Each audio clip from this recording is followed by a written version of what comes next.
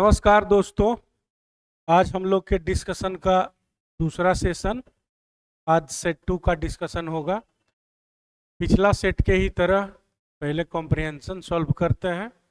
Comprehension को पहले मैं हिट एंड ट्रायल मेथड से आपको क्वेश्चन कैसे बनाएंगे, अगर पूरा कॉम्प्रिहेंशन पढ़ने का टाइम नहीं है, पूरा समझ में नहीं आ रहा है, तब हिट एंड ट्रायल से कैसे करेंगे वो करके दिखा देता हूँ।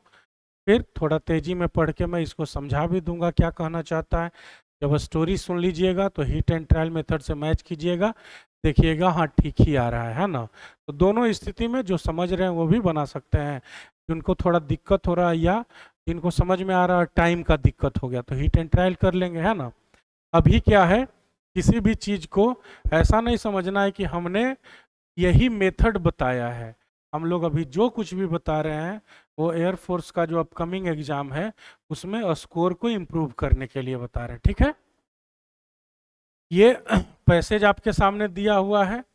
अब पैसेज में सबसे पहला क्वेश्चन पे अगर हम चलते हैं तो लिखा हुआ है क्या, ये कह रहा है कि ऑथर बिलीव्स दैट, पहला क्वेश्चन पे आते हैं जो मैंने कहा कि हिट एंड ट्रायल मेथड हम लोग यूज करेंगे। पहला क्वेश्चन है, author believes that our democratic setup has been well established। क्या है, डेमोक्रेटिक सेटअप का बात कर रहा है, हैज बीन वेल एस्टेब्लिश्ड। कौन सा सेटअप, डेमोक्रेटिक। अब जब हम कॉम्प्रिहेंशन को देखेंगे एक नज़र में पूरा, तो हमें नजर आएगा कि यहाँ पे डेमोक्रेसी का बात कर रहा है। अगर यहाँ पे हम देखेंगे ध्यान से तो ये डेमोक्रेसी का बात कर रहा है, यहाँ पे डेमोक्रेटिक पॉलिटिक्स का बात कर रहा है, ठीक है ना। तो ये क्वेश्चन जो पूछ रहा था, ये कह रहा था कि डेमोक्रेटिक सेटअप जो है ये कब शुरू किया गया, किसके समय से। देखिए, अशोका के समय से, या अशोका के समय से भी पहले, या ब्रिटिश एम्पायर के आने के बाद। तो अगर हम ध्यान से पढ़ेंगे तो देखिए लिखा हुआ क्या है यहां से, of some of the ideas that we have tended to think of as British, such as secularism and democratic politics. If you take democracy and public discussion, it is a tradition which stretches all the way back at least Ashoka, है ना। किसके time पे कर रहा है, which stretches all the way back to at least Ashoka. माने अगर हम डेमोक्रेसी की बात करें कि डेमोक्रेसी कब से शुरू हुई, तो अगर हम देखते जाएं कि डेमोक्रेसी हमारे देश में कब से है, तो हम पाएंगे कि कम से कम अशोका तक तो था। उससे पहले था कि नहीं था ये क्लियरली हम लोग को पता नहीं है, इतिहास से पता नहीं चल पा रहा है, लेकिन अशोका के समय था। तो हम कह सकते हैं कि अशोका के समय ही डेमोक्रेसी शुरू हुआ था, एक अंदाज लगा सकते हैं जैसा कि स्टोरी कह रहा है। तो ऑप्शन क्या कह रहा है, ये कह रहा है क्या अशोका के समय में कि अशोका के समय से भी पहले। तो ये कह रहा है एटलीस्ट अशोका, कम से कम अशोका तक तो जाता ही है। इसका मतलब क्या हुआ, जैसे कहेगा कि कहाँ जा रहे हो भाई, तो कहोगे कम से कम पटना तक तो जाएंगे। मतलब क्या हुआ, पटना से आगे जाएंगे कि नहीं जाएंगे क्लियर नहीं है, लेकिन पटना तक जाएंगे। तो वही कह रहा है एटलीस्ट अशोका से शुरू हुआ है, माने अशोक सम्राट जब राजा थे तब तक ये पाया गया है कि डेमोक्रेसी वहां थी।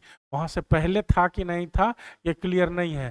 तो हम क्या लगाएंगे, ऑप्शन नंबर 2 लगाएंगे, सॉरी किधर गया, ऑप्शन नंबर 1 लगाएंगे, since the time of Ashoka, क्योंकि पहले के बारे में हमको पता नहीं है। अब ऑप्शन नंबर 2 आप जब पढ़ोगे तो लिखा हुआ है सिंस और इवन बिफोर। इवन बिफोर के बारे में हम ये नहीं कहते हैं क्योंकि ये एटलीस्ट वर्ड का यूज किया है। तो सबसे पहले पहला ऑप्शन लगाएंगे एक के लिए, ठीक है ना। फिर मैं मार्क करते हुए चलूंगा। अभी हिट एंड ट्रायल मेथड बता रहा हूं कि क्या है, डेमोक्रेटिक सेटअप का बात कर रहा है, और यहाँ ऑप्शन अशोका के बारे में दिया हुआ है। यहाँ पे हम क्या देख रहे हैं, अशोका लिखा हुआ है और यहाँ पे लिखा हुआ है डेमोक्रेसी का बात, ठीक है ना। तो इसको हम पढ़ लिए, इतना दूर समझ में आ गया कि कम से कम किसके राज्य तक था, अशोका, ठीक है।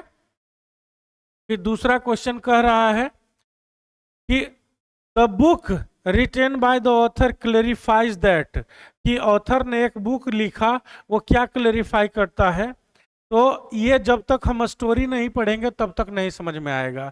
ये स्टोरी जो है वो किसी ऑथर ने कहा कि मैं अपने बुक में फलाना फलाना चीज लिख रहा हूँ, और ये क्वेश्चन वही पूछ रहा है कि ऑथर क्या लिख रहा है अपना किताब में। तो जब तक हम कहानी नहीं पढ़ेंगे तब तक ये क्लियर नहीं होगा।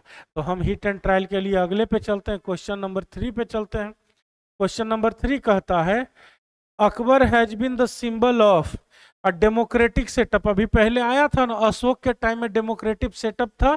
अब इसमें क्या था, तो हमको क्या ढूंढना है, अकबर। अशोक मिल गया, अब अकबर के समय में क्या है, करा if you think of secularism और रिलीजियस फ्रीडम, तो कौन है, अकबर। कौन कौन है, सेक्युलरिज्म और रिलीजियस फ्रीडम। देखो सेक्युलरिज्म और रिलीजियस फ्रीडम ने लिखा हुआ है, सेक्युलर है, तो यहाँ ऑप्शन नंबर 4 हो जाएगा। क्लियर, समझ गए बात को। फिर अगला पे चलेंगे, तो अगला कह रहा है according to the author the British period produced a great impact on. अब ब्रिटिश पीरियड किसके ऊपर किया, मैंने ज्यादा इम्पैक्ट किसके ऊपर लगाया। तो अगर हम ब्रिटिश पीरियड की बात करें तो क्या लिखा हुआ है शुरुआत में ही, देखो I think writing about contemporary India has been so dominated by our understanding of the British period that it had tended to eclipse everything else. बाकी चीजों को ये ढक लिया है। किसके बारे में, कंटेम्प्ररी इंडिया। यहाँ पे लिखा हुआ है ना, देखो कंटेम्प्ररी इंडिया, ब्रिटिश पीरियड, दोनों हमको मिल गया ना, तो हम इसको टिक लगा के चलेंगे। चौथा का हो जाएगा ऑप्शन नंबर 2 सही आंसर। ठीक है, अब पांचवा क्वेश्चन क्या कह रहा है, यहां से आ गया कॉमन एरर। 4 ही सवाल है, तो 4 में गुरु एक था जो कहानी बिना पढ़े हुए पता नहीं चलने वाला था, और 3 जो था वो हम अगर हिट एंड ट्रायल से देख रहे थे, सही वर्ड को अगर पकड़ रहे थे तो हमें पंच मिल जा रहा था और हम वहां से कर ले रहे थे, है ना। तो इस तरह से अगर आपके पास नहीं समय बचा है, या उन्हें जिन्हें पूरी तरह से पैराग्राफ समझ में नहीं आ रही है, वो इस मेथड से क्वेश्चन में देखें, 2-4 शब्द को पकड़े, हाईलाइट करें। अब देखो भाई, बिल्कुल भी नहीं समझ में आएगा तब तो लोचा है ना, है कि नहीं। तो 2-4 जो कीवर्ड्स हैं उसको पकड़िए और देखिए कि क्या पूछ रहा है, क्या चीज से जोड़ के पूछ रहा है, और उसको खोजेंगे हम पैसेज में, और उसके बाद वहीं से आंसर निकाल लेंगे। एयरफोर्स का है, ये कोई पीएचडी का एग्जाम है नहीं, तो थोड़ा कम ही लेवल के रहेगा, मैंने लैंग्वेज के हिसाब से उतना टफ नहीं रहेगा, और आप लोग का लेवल भगवान की कृपा से उतना है कि आप आसानी से ढूंढ लोगे, और अगर टाइम है तो पढ़ लो स्टोरी, ठीक ना। अब मैं आपको स्टोरी पढ़ के सुनाता हूँ, all the way from question number 1। ठीक है, यही 1 है, हाँ। अब मैं लॉक लेता हूं इसका। ये क्या कह रहा है, देखो कहानी कह रही है I think writing about contemporary India has been so dominated by our understanding of the British period that it has tended to eclipse everything else. Eclipse माने होता है ढक लेना, ग्रहण लगा देना, और डोमिनेटेड माने क्या होता है, किसी को ओवर पावर कर जाना, माने आप किसी के ऊपर डोमिनेट कर रहे हैं, इसका मतलब हुआ कि बल से, छल से, कल से उसको दबा दिए आप, उसको उभरने ही नहीं दे रहे हैं, उसको कहते हैं डोमिनेट करना। ठीक है ना। तो कह रहा है क्या, ये ऑथर खुद अपने बारे में कहता है कि कंटेम्प्ररी इंडिया माने समकालीन इंडिया, समकालीन माने क्या होता है, जिस काल की हम बात कर रहे हैं उसी काल का समकालीन, ठीक है ना। तो अगर हम कंटेम्प्ररी इंडिया की बात करते हैं तो चीजों को ब्रिटिश पीरियड से जोड़ करके इतना ज्यादा लिखा गया है, हमें हमारी अंडरस्टैंडिंग को ब्रिटिश पीरियड से इतना ज्यादा ढक दिया गया है, छाट दिया गया है, हर चीज में ब्रिटिश ब्रिटिश ब्रिटिश ला दिया गया है कि बाकी चीज सब ढक गया, कि पहले भी कुछ था कि खाली सब कुछ ब्रिटिशे ला के दे दिया है हमको। मैंने ऐसा लिखा गया है हम लोग को, ये ऑथर कह रहा है कि हम लोग को इस तरह से बताई गई है चीजें आज तक कि लगता है कि हम लोग पहले आदमी थे ही नहीं, हम लोग जानवर थे, अंग्रेज आए तो हम लोग को आदमी बना दिए। इस तरह से महिमा मंडन किया गया है, इस तरह से रट्टू तोता के तरह हम लोग को पढ़ा दिया गया है कुछ ऐसे लोगों के द्वारा। कुछ मतलब क्या कहा जाए, छोड़ो हटाओ, ज्यादा भावनाओं में नहीं बहना है। उन लोगों ने ऐसा ब्रिटिश ब्रिटिश किया कि ये भी ब्रिटिश के समय में हुआ है, वो भी ब्रिटिश के समय में हुआ है, हमारे समय में कुछ नहीं हुआ है, हम खाली पैदा होते थे, खाते थे, मर जाते थे, इतनी बड़ी सभ्यता हमारी ऐसी हो गई। कुछ जाहिल और चंडाल किस्म का लोग के हाथ में चला गया सिस्टम और आए बाएं लिख दिया, तो क्या करोगे? तो वही ऑथर कह रहा है, हम नहीं कह रहे हैं। ऑथर कह रहा है कि कंटेम्प्ररी इंडिया के बारे में इस तरह से ब्रिटिश कॉन्टेक्स्ट दे के लिखा गया है ना कि लगता है बाकी चीज महत्वहीन हो गया है, उसको ढक दिया गया, इक्लिप्स कर लिया, चारों तरफ में ब्रिटिश ही ब्रिटिश है, बाकी चीज पर ग्रहण लग गया। लेकिन ये कहता है ऐसी बात नहीं है।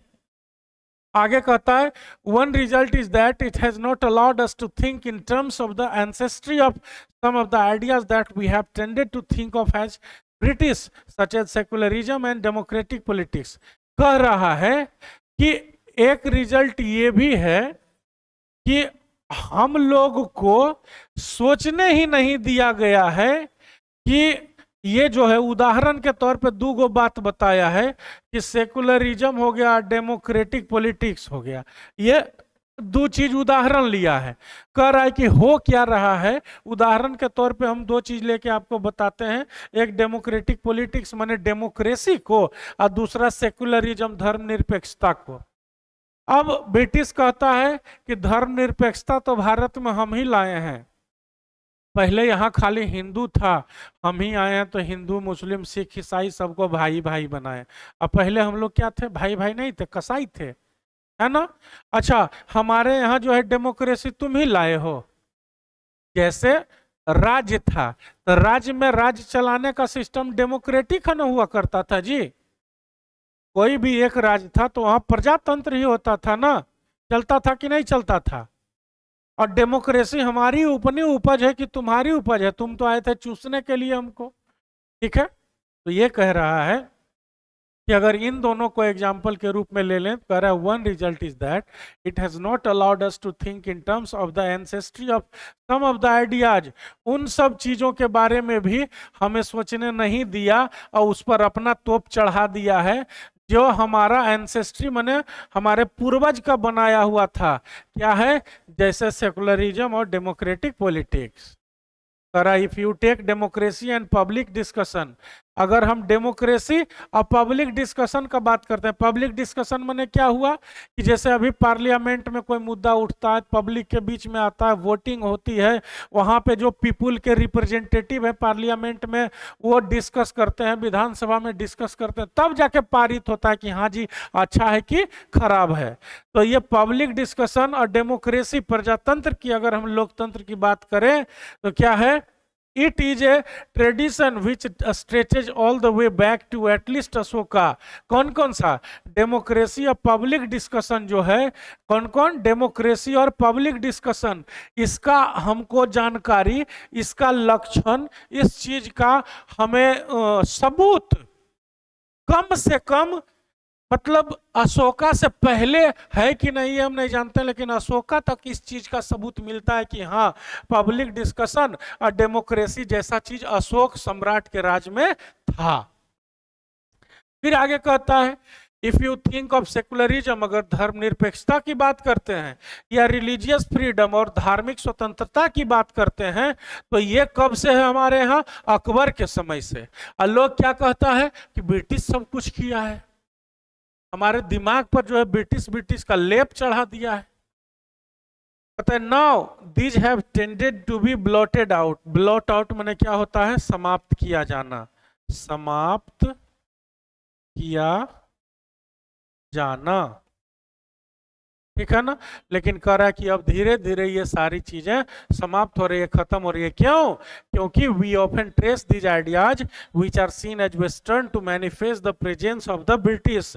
हम लोग जिस चीज के बारे में कहा जाता है ना कि ब्रिटिश ने हमको दिया, मैनिफेस्ट माने सभी सबूत दिखा के प्रैक्टिकली उस चीज को क्लियर करना, क्लेरिफाई करना, बताना, मैनिफेस्ट माने करे। जिस जिस चीज के बारे में कह रहा है ना कि फलाना चीज ब्रिटिश से आया, फलाना चीज ब्रिटिश से आया, उन सारी चीजों को हम तह तक खोद के निकाल रहे हैं। और तब हमको पता चल रहा है कि अरे ये ब्रिटिश का थोड़े था, ये तो हमारा बाप दादा पहले से शुरू थे, खुद ही मेरा बनाया हुआ है। ये झूठो खाली हम लोग का माथा में किला ठोक दिया है कि नहीं जो किया सो बेटी से किया, नहीं तो तुम जाहिल थे। 4 गो जाहिल मिल गया और ये सब कांड कर दिया। ठीक है, तो कह रहा है लेकिन अब चीजें बदल रही है, उन सब चीजों को समाप्त किया जा रहा है। क्यों? क्योंकि जिस भी चीज के बारे में कहता है कि ब्रिटिश दिया है, उस चीज को हम जड़ तक जाके खोद लेते हैं और पता चल जाता है कि नहीं तो हमारा अपना था। फिर है माई बुक, कह रहा है ना author, my book to some extent contracts this. मेरी किताब जो है, ऑथर एक किताब लिख रहा है, उसी के बारे में ये बोला कि मेरी एक किताब है जो इस चीज को हद तक काटती है। किस चीज को? किताब में हमने लिखा है कि सब कुछ ब्रिटिश नहीं किया है रे भाई, हम लोग का भी पहले से कुछ है।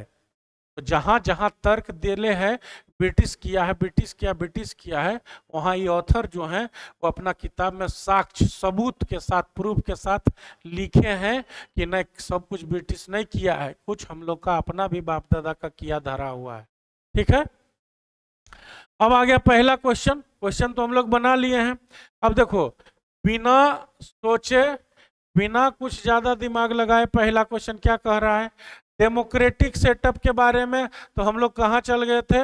अशोक के समय से, कि कम से कम अशोक तक तो मिला है, उससे पहले है कि नहीं ये नहीं पता, लेकिन अशोक तक था, मतलब कह सकते हैं वहां से शुरू हुआ था। तो इवन बिफोर वाला नहीं लिखेंगे, लिखेंगे ऑप्शन नंबर 1 या अशोक वाला। ठीक है ना? चलो, फिर अगला क्वेश्चन क्या कह रहा था? कह रहा the book written by the author. अब तो पता चल गया कि ऑथर ने जो बुक लिखा, हम देखो इसमें टिक भी मार देते हैं, ऑथर ने जो बुक लिखा है, ये होगा ये 1। ऑथर ने जो बुक लिखा है वो किताब से क्या पता चलता है? तो जो बुक लिखा है वो किताब कहता है कि whatever we have it is given by the British. नहीं ब्रिटिश दिया है, एकदम नहीं, सब कुछ ब्रिटिश नहीं दिया है। Whatever we have it is inspired by the British, नहीं जी। Whatever we have it has come out of our tradition and not by the British, यही कह रहा है। 3 नंबर कह रहा है the British has made our culture more profound. आप बढ़िया बनाया ये जहिलवा, ये तो और हम लोग को गड़बड़ा के रख दिया है। होगा ऑप्शन नंबर 3। हम लोग के पास जो भी है वो ब्रिटिश से नहीं आया है, हमारा अपना बाप दादा का किया, हमारा अपना एंसेस्ट्री है।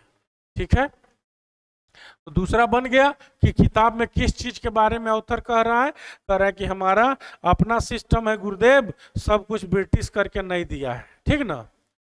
तीसरा क्वेश्चन क्या कहता है? देखो, तीसरा क्वेश्चन कह रहा है अकबर क्या चीज का सिंबल था? अभी बताए ना, अकबर के साथ क्या कर रहा है? सेकुलरिज्म और रिलीजियस फ्रीडम।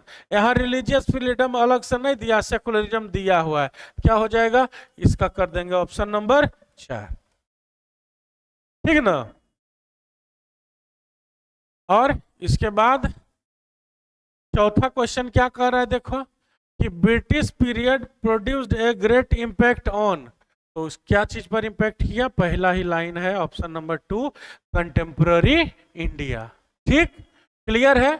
तो हम अगर हिट एंड ट्रायल मेथड से भी बनाते हैं तो भी हमारा 4 में से 3, 5 में से 4 सही हो ही जाएगा। और अगर हम पढ़ लेते हैं तब तो कोई बात ही नहीं है। अब आओ 5वां क्वेश्चन पे। 5वां क्वेश्चन कॉमन एरर का है। कॉमन एरर फाइंड करो। देखो लिखा हुआ है ना द इसेंशियल डिफरेंस बिटवीन, तो बिटवीन प्रीपोजिशन लगा दिया यहाँ पे कि कंजंक्शन लगा दिया है? जल्दी बताओ, कमेंट करो। बिटवीन प्रीपोजिशन होता है कि कंजंक्शन होता है? जल्दी बताओ, क्या होता है? प्रीपोजिशन। अब बिटवीन 2 गो के लिए लगता है। अब प्रीपोजिशन के बाद कौन केस होता है? Objective case. तो सारा तो नाम है, नाम का तो ऑब्जेक्टिव भी नाम ही होता है, सब्जेक्टिव भी नाम ही होता है। लेकिन यहाँ आई का ऑब्जेक्टिव केस क्या होता है? मी। तो जहाँ आई लिखा हुआ वहां पे क्या होना चाहिए था? मी। यहाँ पे आई जहाँ लिखा हुआ वहां पे होना चाहिए था मी। तो क्या हो जाएगा? Option number. ठीक है, छठा क्वेश्चन क्या कह रहा है? देखो, छठा क्वेश्चन कहता है weather related information should be provided in a local language to farmers. क्या कह रहा है कि वेदर से, मौसम से जुड़ी हुई जानकारी किसानों को लोकल लैंग्वेज में दिया जाना चाहिए।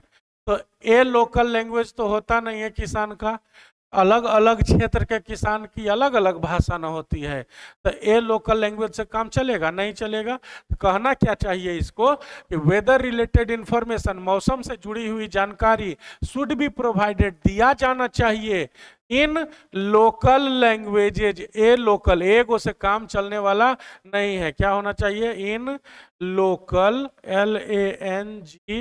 LANGUAGES लोकल लैंग्वेजेज, ठीक है ना, किसानों को, क्योंकि अलग अलग जगह के किसान की अलग अलग भाषा है ना, तो क्या हो जाएगा, ए लोकल लैंग्वेज। यही तो गलत है ना भाई, हो जाएगा ऑप्शन नंबर, ठीक, पक्का ना। फिर 7वां नंबर क्वेश्चन देखते हैं क्या है, देखो क्वेश्चन नंबर 7 कहता है the groom arrived late for the wedding, isn't it. अब इसमें कॉमन एरर तो लिखा हुआ है टाइप से, लेकिन क्या है इसका जब देखोगे जो क्वेश्चन टैग बनाया है तो ग्रूम अराइव्ड लिखा है ना, V2 लिखा हुआ है और यहाँ पे इजंट लिख दिया है। सिंपल पास्ट के लिए डिडंट होना चाहिए था ना, होना चाहिए था डिडंट, डिडंट ही, ऐसा होना चाहिए था। ये जो है ना ये इन्वर्टेड कोमा है, खाली ध्यान देना, सुन लो उसमें क्या है, ऐसा होना चाहिए, देख लो यहाँ पे डिडंट ही, ऐसा होना चाहिए था, लिख दिया है इजंट ही। तो क्या करेंगे, करेंगे ये, करेंगे ये कि यहाँ पे इजंट इट दूसरा नंबर ऑप्शन में टिक लगा देंगे, वही होगा इसका सही आंसर। होना क्या चाहिए, इजंट इट के बदले डिडंट ही होना चाहिए, क्लियर, ठीक। 8वां यहीं रखा हुआ है, देख लो इसको। Scientists believe that many animals have a unique languages.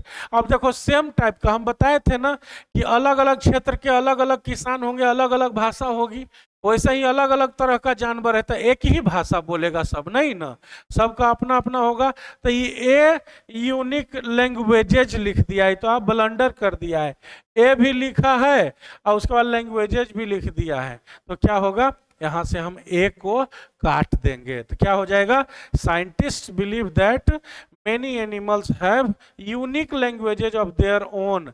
बहुत सारे जानवरों का अपना अलग तरह का भाषा होता है, सब एक जैसा हुआ हुआ नहीं करते रहता है, ठीक ना। तो 8 नंबर क्वेश्चन का क्या हो जाएगा, ए नहीं रहना चाहिए, माने यूनिक से आगे ए हटा देंगे तो सही हो जाएगा। तो गलत दिया हुआ था किस में, ऑप्शन नंबर 3 में जो लाइन लिखा हुआ है उसमें, ठीक ना। 8 का हो जाएगा 3। स्पीड में तो नहीं है, कोई दिक्कत नहीं ना है, चलो शाबाश, नहीं है तो फटाफट बनाएंगे, उसमें क्या है, नहीं समझ में आएगा तो हम हैं ही, है ना। लिखा हुआ है द ग्रूम अराइव्ड, ओ अच्छा इसी में हम खेला कर दिए। अगला नया नया टेक्नोलॉजी लगा देता है ना, हो क्या करोगे। अब लिखा हुआ है अघास्ट। अघास्ट माने क्या होता है जानते हो, AGHAST। अघास्ट माने क्या होता है बताओ, देखो अघास्ट माने होता है, अघास्ट माने होता है हत प्रभ, रह जाना है ना। अब क्या होता है, किसी चीज, किसी घटना से भारी धक्का पहुंचना, उसी को हतप्रभ रहना कहते हैं अघास्ट।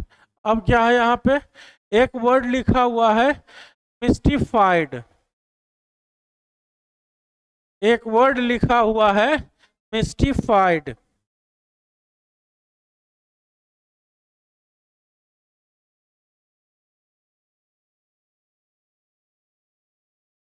एक वर्ड लिखा हुआ है मिस्टिफाइड। मिस्ट्री माने क्या होता है, रहस्य, उसी से बना है मिस्टिफाइड माने रहस्यमयी, रहस्यमयी इसको कह सकते हो, रहस्य भरा हुआ। इंस्पायर माने क्या होता है, इंस्पायर माने होता है प्रेरणा, इंस्पायर्ड माने क्या हो जाता है, किसी चीज से प्रेरित, ठीक है। अब पेसिफाइड माने क्या हो जाता है, शांत, पीस से बना है पेसिफाइड, शांत हो जाता है। हॉरिफाइड माने क्या होता है, डरा हुआ, कोई भी घटना हो जाता है तो उससे डरा हुआ, है ना, किसी घटना से भारी धक्का। और कह क्या रहा है देखो, सिनोनिम। तो एघास्ट का क्या हो जाएगा, ऑप्शन नंबर 4 होरी, ठीक। और टाइटन, टाइटन माने क्या होता है जानते हो, विशाल, इसी से बना था टाइटेनिक, विशाल काय, ठीक है ना, बहुत बड़ा, जिसको कहते हैं जायंट। अब जायंट तो हम बोल दिए, तो इसका सिनोनिम तो आंसर जायंट हो जाएगा। अब बाकियों का मीनिंग जान लो क्या होगा। तब प्यूनी माने क्या होता है, प्यूनी माने होता है अंडर, अंडर डेवलप्ड, इधर लिख देते हैं देखो, अविकसित, अविकसित, कम विकसित जो होता है under, UNDER DEVELOPED, under developed माने जिसका विकास, नहीं कहता है कि क्या चीज का शिकार है, नहीं कहता है, अरे भाई, अरे क्या कहता है यार, जिसको भोजन वोजन बढ़िया से नहीं मिलता है, उसको क्या चीज का शिकार, देखो कैसा आदमी, हम भी बुढ़ा गए हैं लगता है यार। अंडर डेवलप्ड, हाँ, कुपोषण, हाँ हाँ, माल न्यूट्रिशन, कुपोषण का शिकार है। नहीं, मूड़ा इतना बड़ा हो गया, पेट इतना इधर निकल गया, हाथ इतनी पातर पातर है सब, और टेढ़ होकर चल रहा है, कुपोषित जिसको कहते हैं। अंडर डेवलप्ड, बढ़िया से डेवलप नहीं होता है, उम्र हो गया है 25 बरस, अब माथा बच्चे वाला है, और शरीर हमारे जैसा बैल वाला हो गया है, अंडर डेवलप्ड। और जायंट माने क्या होता है, जायंट माने होता है विशाल, विशाल काय, है ना, बहुत बड़ा शरीर वाला, बहुत बड़ा आकार वाला। अब प्रीडेटर माने क्या होता है, प्रीडेटर माने होता है शिकारी, प्रीडेटर माने क्या होता है, शिकारी। अब मिजेट माने क्या होता है, मिजेट माने होता है बौना, है ना। अंडर डेवलप्ड, जो प्यूनी है और बौना है, इन दोनों में क्या अंतर है, तो जो प्यूनी होगा, अंडर डेवलप्ड होगा, वो लंबा भी हो सकता है, भले क्या रहेगा कि उम्र के हिसाब से न उसका माथा विकसित रहेगा, न देह विकसित रहेगा, न शरीर कुछ भी तरह से विकसित नहीं रहेगा, लेकिन जो बौना है वो विकसित तो रहेगा हर तरह से, खाली उसका हाइट विकसित नहीं रहेगा, ये अंतर है, ठीक है ना। क्या हो जाएगा, टाइटन का जायंट हो जाएगा, विशाल का, इसने नाम पूछ रहा है, ठीक। चलो अगला पे चलते हैं। अगला है क्वेश्चन नंबर 11 एंड 12, इसमें भी सिनोनिम पूछ रहा है, देख लो। तो सिनोनिम किसका पूछ रहा है, इंडेप्टेड, इंडेप्टेड माने हो जाता है कर्जदार, कर्जदार। अब कर्जदार माने खाली ही नहीं समझना कि पैसा कोई ले लिया है, उसका कर्जा किसी से ले लिया है तो कर्जदार हो गया। जैसे किसी के ऊपर तुम एहसान कर दो, एहसानमंद जिसको कहते हैं ना, तो इंडेप्टेड माने एहसान मंद भी होता है, किसी का मदद कर दो, कहेगा कि यह कर्ज आपका मेरे ऊपर जीवन भर रहेगा। तो कर्ज मैंने खाली नोट नहीं ना देता है, किसी का मदद कर दिया, भलाई कर दिया, तो भी एहसानमंद हो जाता है। इंडेप्टेड माने वही होता है। अब कह रहा है इसका सिनोनिम, केयरलेस माने क्या होता है, लापरवाह, केयरलेस माने होता है लापरवाह। डाउटफुल माने क्या होता है, संदेहास्पद, संदेहास्पद। इनवियस माने क्या होता है, ईर्ष्यालु, इनवियस माने क्या होता है, ईर्ष्यालु। इनवियस माने होता है इनवी, इनवी माने होता है ईर्ष्या, द्वेष, अंदर से जो जलता है ना, इनवी, ठीक है ना। इनवी को शांत करने के लिए इनो पी लो, इनवी को शांत करने के लिए इनो पियो, जो अंदर से जलन है ना उसको खत्म करने के लिए कहता है कि इनो पी लो। तो इनवी इनो, इनवी इनो, इनवी माने अंदर का जलन है, अब पियोगे इनो से तो खत्म हो जाएगा। ईर्ष्यालु होता है।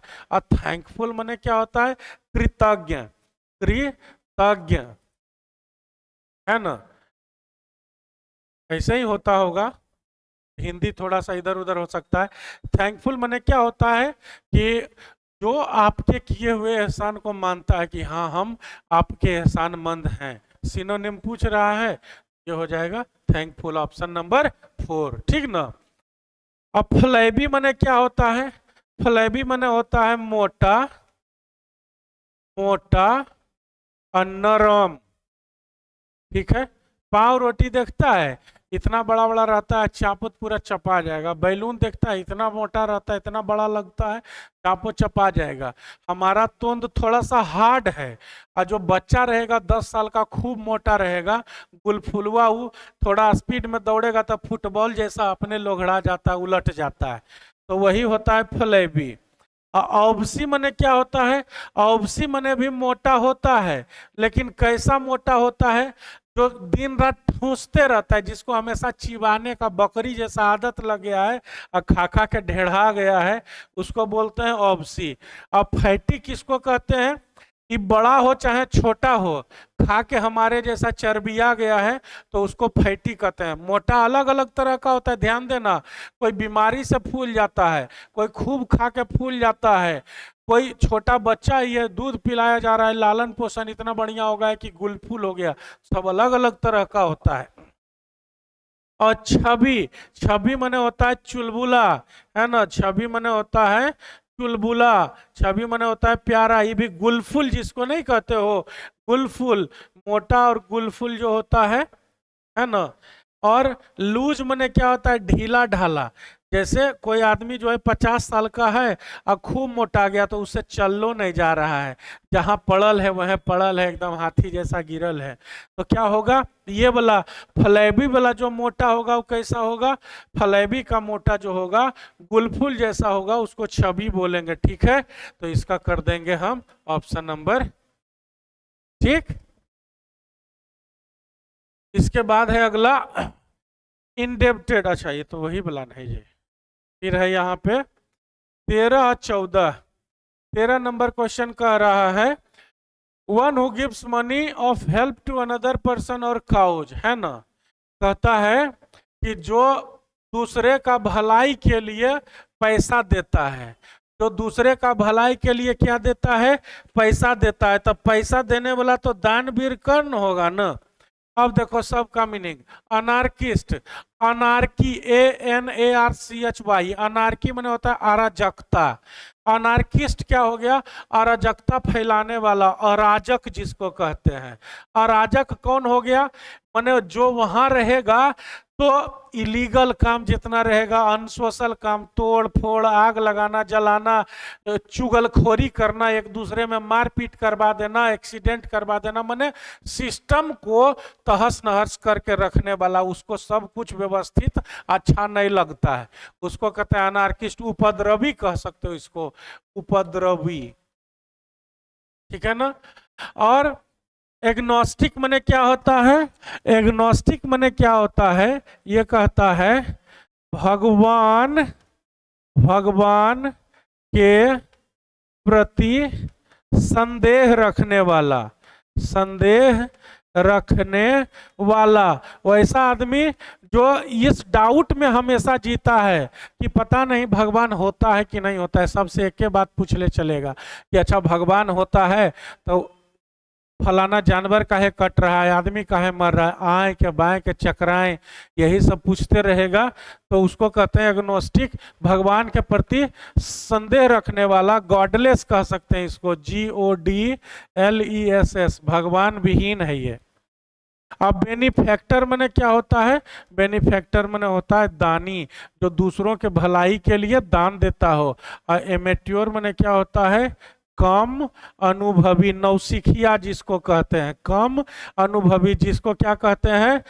नौसिखिया, सीखिया, ठीक है ना। तो कौन सा हो जाएगा? क्या हो जाएगा? बेनिफैक्टर, ऑप्शन नंबर 3, जो दूसरा का भलाई के लिए पैसा देता है, ठीक। अब 14 नंबर क्वेश्चन पर आते हैं। क्या कह रहा है?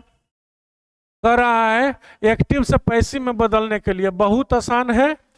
She forgot the papers in the car, क्या है? V2 लिखा हुआ है ना, तो आगे जाएगा तो वॉच वेयर लेगा अपने साथ। अब यहाँ पे द पेपर्स लिखा हुआ है तो वेयर लगेगा, तो वॉच कट गया, हेडबिन कट गया, आर कट गया, क्या लगेगा? वेयर लगेगा, चौथा ऑप्शन। क्लियर है? समझ में आ गया? आपको अगर याद होगा तो हम बताए थे, पहला दूसरा का हेल्पिंग वर्ब लेता है, दूसरा में खुद के साथ बीइंग लगता है, तीसरा चौथे का लेता है, चौथा में पैसिव ट्रांसफॉर्मेशन होता ही नहीं है। अब पहला, दूसरा, तीसरा, चौथा किसको कह रहे हैं? सिंपल या इंडिफिनिट को पहला, कंटिन्यूअस को दूसरा, परफेक्ट को तीसरा, परफेक्ट कंटिन्यूअस को चौथा, चाहे कोई टेंस का हो। ठीक, तो यहाँ पे सिंपल पास्ट में है तो पास्ट कंटिन्यूअस वाला का लेगा। पास्ट कंटिन्यूअस में वाज या वेयर लगता है। द पेपर्स है ऑब्जेक्ट, ये बनेगा सब्जेक्ट, और जब द पेपर्स सब्जेक्ट बनेगा तो प्लूरल सब्जेक्ट होगा। और वाज और वेयर में से प्लूरल क्या लेता है? वेयर। एक गो में वेयर है, ऑप्शन नंबर 4 मारेंगे, निकल जाएंगे, हो गया। फिर है अगला, she ate the last slice of pizza. फिर से एक्टिव से पैसिव है, थोड़ा ऊपर कर देते हैं। एक्टिव पैसिव भी है तो आ जा रहा है दोनों, हटाओ, एक एक करके ही करते हैं। सी एट लिखा हुआ है ना, फिर से V2 लग गया, क्या खाया? Last slice of pizza. Last slice singular लिखा हुआ है ना, तो वाज या वेयर में से वाज लगेगा, तो क्या हो जाएगा? यहाँ पे देखो, हैज ईटन गलत हो गया, एक्टिव लिख दिया। तो last slice of pizza had been हो गया, गलत हो गया। और यहाँ पे वाज के बाद बीइंग लग गया है, ये भी गलत हो गया, क्योंकि बीइंग खुद में लगता है, माने यहाँ भी वाज वेयर रहता तब बीइंग लगता, तो यहाँ खाली वाज लिखा हुआ है, क्या हो जाएगा? Option number 3। क्लियर? एकदम डायरेक्ट पकड़ना है हेल्पिंग वर्ब से, उतना ज्यादा कहानी पढ़ने का जरूरत नहीं है, एकदम टिक टिका टिक। ठीक है, अब अगला क्या लिखा हुआ है देखो, माई कोच सेड, नरेशन है डायरेक्ट इनडायरेक्ट, ठीक है ना। कह रहा है my coach said you should take a healthy diet, तुमको पूरा हेल्दी डाइट लेना चाहिए, अच्छा भोजन, पोषण युक्त आहार लेना चाहिए जिसमें पूरा विटामिन प्रोटीन हो। तो क्या होगा? माई कोच सेड रह जाएगा दैट, और यहाँ पे किधर गया? अगर तीनों में टोल्ड लिखा है ना तो कोई बात नहीं है, इससे ज़्यादा लोड नहीं लेना है। यहाँ पे यू लिखा हुआ है ना, तो जब यू रहे और यहाँ कोई ऑब्जेक्ट नहीं रहे तो मी ही समझा जाता है, सिंपल सा बात है। तो टोल्ड मी भी लिख दिया तो लोड नहीं लेना, स्थिर रहना है। टोल्ड मी के बाद दैट है ना, यू शुड है तो आई शुड, अब आई शुड के साथ हैव अपना मन से लगाया, गलत हो जाएगा। यहाँ that I should take a healthy diet, my coach told me that, my coach told me that, यहाँ पे that गायब कर दिया है, ये भी गलत हो जाएगा। और यहाँ पे my coach told me that I shall, ये भी है क्योंकि पास्ट में छूट जाएगा, ऑप्शन नंबर 3 हो जाएगा। क्लियर? अगला क्वेश्चन देखो क्या है, क्वेश्चन नंबर 17, फिर से डायरेक्ट इनडायरेक्ट कह रहा है। I explained I don't belong here, मैंने कहा कि मैं यहाँ का नहीं हूँ, तो क्या होगा? I explained that I do not है तो बदल जाएगा डिड नॉट में, हेयर बदल जाएगा देयर में। डिड नॉट देयर यहाँ पे है, डिड नॉट यहाँ हेयर है, यहाँ डू नॉट है देयर है, यहाँ पे क्या है? डिड नॉट बिलोंग हेयर, गलत हो जाएगा। क्या हो जाएगा? Option number 2, I explain that I did not belong there. फिर है स्पेलिंग, देखिए कौन सा सही है, करेक्टली स्पेल चुनना है। फिल्मसी है, एटिकेट है, सुपरसीड है और इंटरसीड है। इंटरसीड गलत हो गया, ETIQUTE है, फिल्मसी गलत लिखा हुआ है, FIL होना चाहिए था। सुपरसीड, एटिकेट, एटिकेट को सही करेंगे, आगे निकलेंगे।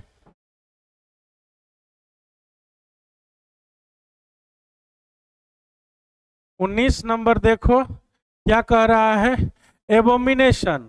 अब एबोमिनेशन माने क्या होता है? नफरत, ठीक है। अब फॉल या डिक्लाइन लेते हैं, उसको एब्रेशन कहते हैं। तो she hit him in a moment of abomination, aberration का हमको जरूरत नहीं है, एब्रेशन का हमको जरूरत नहीं है। हमको किस एब्रेशन का जरूरत है? हमको किस एब्रेशन का जरूरत है? ABERRATIO, यानी इसका जरूरत है। ऑप्शन नंबर 4, ठीक है ना, तो लगा देंगे ऑप्शन नंबर 4, ABERRATION। और आखिरी क्वेश्चन देखो 20 नंबर क्या है, 20 नंबर क्वेश्चन कह रहा है ए नाइट आउल, है ना, रात जागा करने वाला, दिन रात इंस्टाग्राम फेसबुक पर रात में जो दौड़ते रहता है उसको कहते हैं नाइट आउल। रात में उल्लू के तरह जो खाली फेसबुक चलाते रहता है, माने जो पढ़ता लिखता है, रात में काम करता है, दिन में नहीं करता है, दिन में सोता है और रात में जगता है, तो क्या होगा? someone who works very hard, someone who never works, a person who prefers to be awake late at night, जो रात में जागना पसंद करता है। तीसरी देवा खंडे। दूसरा पेपर अध्याय समाप्त हुआ। बोलिए सत्यनारायण स्वामी की जय।